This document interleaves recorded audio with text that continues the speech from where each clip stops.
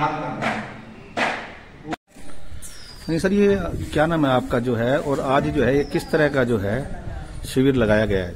ये एक वैदिक सिद्धांत परिचय शिविर लगाया जा रहा है। इसका आयोजन आयुर्वेद और सोनीपत की तरफ से किया जा रहा है। इस शिविर का उद्देश्य बच्चों को धर्म, संस्कृति, ईश्वर, नैतिक शिक्षा देना है।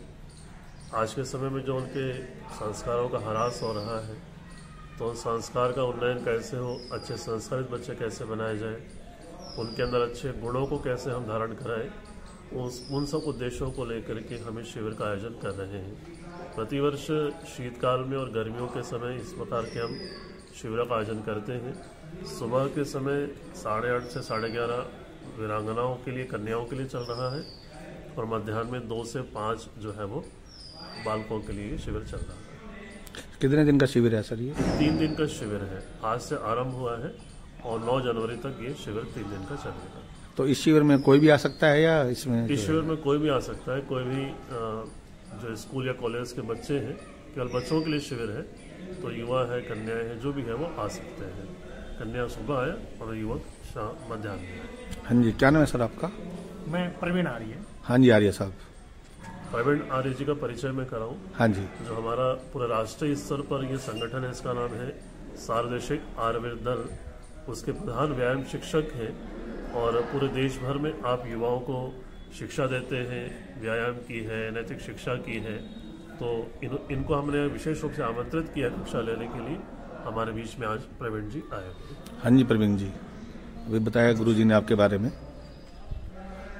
हाँ जी, सार्वदेशिक आयुर्वेद दल जो है आर्य समाज का एक युवा संगठन है, जो युवाओं के जीवन निर्माण का काम करता है और राष्ट्र की उन्नति के लिए, समाज के कल्याण के लिए जो ऋषि मुनियों की जो प्राचीन परंपराएं हैं, जो सिद्धांत हैं, आधुनिक समय में बच्चे जो है अपने उन परिचय, उन सिद्धांतों से जो है थोड़े से दूर हो चुके हैं। एकेडमिक शिक्षाएं तो विद्यालय में मिल जाती हैं, लेकिन जीवन निर्माण की जो कलाएं हैं, जो प्राचीन ऋषि मुनियों ने जो हमें दी हैं, उन सभी कलाओं के साथ में हम किस प्रकार से समाज की उन्नति कर सकते हैं, अपनी उन्नति कर सकते हैं, अपने परिवार का कल्याण कर सकते हैं, देश को एक सही दिशा प्रदान कर सकते हैं, उसके लिए इस शिविर में, आयुर्वेद दल के चरित्र निर्माण के शिविरों में हम युवाओं के जीवन निर्माण का कार्य अहर्निश करते हैं। इसमें शारीरिक उन्नति, सामाजिक उन्नति और इसके साथ साथ राष्ट्र की पूरे कल्याण की जो भावना है, संपूर्ण समाज की उन्नति की जो भावनाएं हैं, उन भावनाओं को किस प्रकार से विकसित किया जाए। हमारे आयुर्वेद दल में 3 मुख्य उद्देश्य रखे जाते हैं। इसमें संस्कृति रक्षा, शक्ति संचय और सेवा कार्य। सर आप ये बताइए, जैसे भी आपने बताया, तो जैसे 3 दिन का शिविर है, क्या ये समय कम नहीं है जी बच्चों को सिखाने के लिए?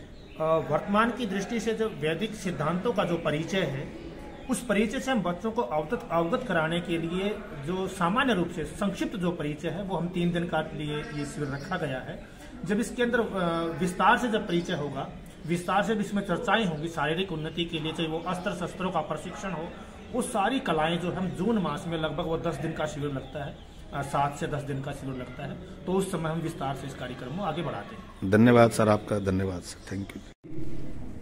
स्वयं को और समाज को एक दिशा प्रदान कर देता है, तो मैं समझता हूं कि ये उस क्षेत्र का और उस क्षेत्र के निवासियों का बड़ा सौभाग्य होता है।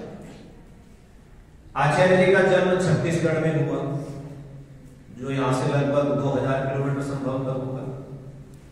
छत्तीसगढ़ से निकल करके अपनी शिक्षा दीक्षा पूर्ण करने के पश्चात आपने जो पूर्व जन्म के संस्कार उदय हुए, उन पूर्व जन्मों के संस्कार के उदय के कारण से आपने उस शिक्षा को प्राप्त करने के पश्चात भी, जिससे अर्थ कमा सकते थे, धन कमा सकते थे, पर्याप्त साधन संपन्न हो सकते थे, लेकिन उस सबको एक तरफ करके आपने अपनी आर्ष परंपरा, जो हमारे भारत की परंपरा है, पुरातन संस्कृति है, पुरातन शास्त्र है, उनका अध्ययन किया।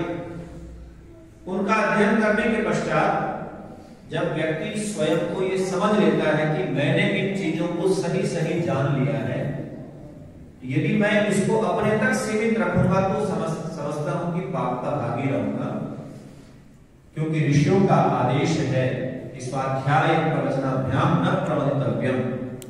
स्वाध्याय से और प्रवचन से जो हमने सीखा है वो दूसरों को बताने में कभी भी पीछे नहीं रहना चाहिए। और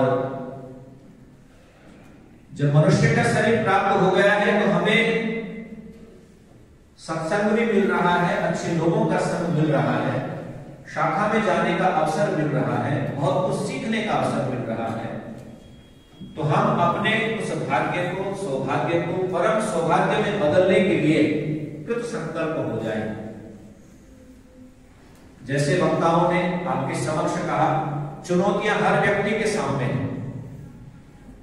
कबीरदास जी के समक्ष कुछ बात आई, उन्होंने कहा, कबीरा जब हम पैदा हुए जग हंसा अब रोए।